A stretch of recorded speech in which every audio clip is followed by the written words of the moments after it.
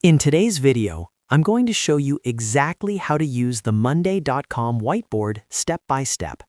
Whether you're brainstorming ideas, planning projects, or collaborating with your team visually, Monday.com's whiteboard feature is a powerful tool that helps you turn ideas into action.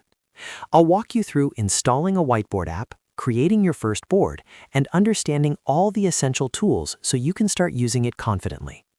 If you find this tutorial helpful, make sure to hit the like button and subscribe to the channel for more simple and practical software guides. Now, let's get started. The first thing you need to do is install a whiteboard app inside Monday.com. To do this, go to the App Marketplace from your Monday.com workspace. Once you're inside the marketplace, use the search bar and type in Whiteboard.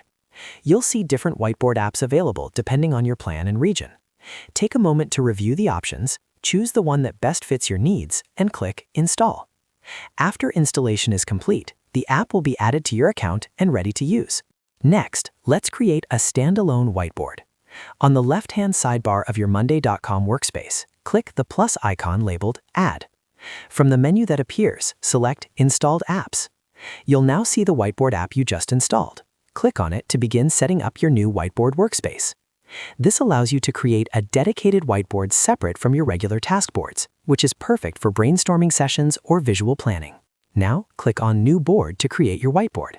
You'll be prompted to give your board a name, so choose something descriptive like Project Brainstorm or Marketing Plan 2026. Then select the visibility settings. You can choose whether the board is private, shareable, or accessible to your entire team.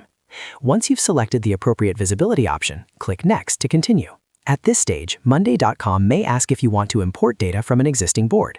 If you'd like to bring in tasks or structures from another board, simply select it from the drop-down menu. This can save time if you're building on an existing workflow. If you prefer to start with a blank canvas, just click Next without selecting anything. Now you'll be asked to select the board type. Make sure you choose Whiteboard as the board type. This ensures you're creating a visual collaboration space rather than a standard task management board. Finally, click Finish, and your whiteboard will be ready to use. You'll now see a clean, open canvas where you can start adding ideas, diagrams, and visual elements. Let's quickly go over the main whiteboard tools so you understand what everything does.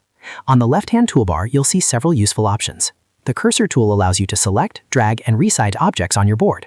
The pen or draw tool lets you sketch freely, which is great for quick brainstorming or annotating ideas. Sticky notes allow you to add colorful notes for ideas, reminders, or tasks. These are perfect for collaborative sessions. The text tool, usually represented by a T icon, lets you type titles, labels, or detailed explanations anywhere on the board.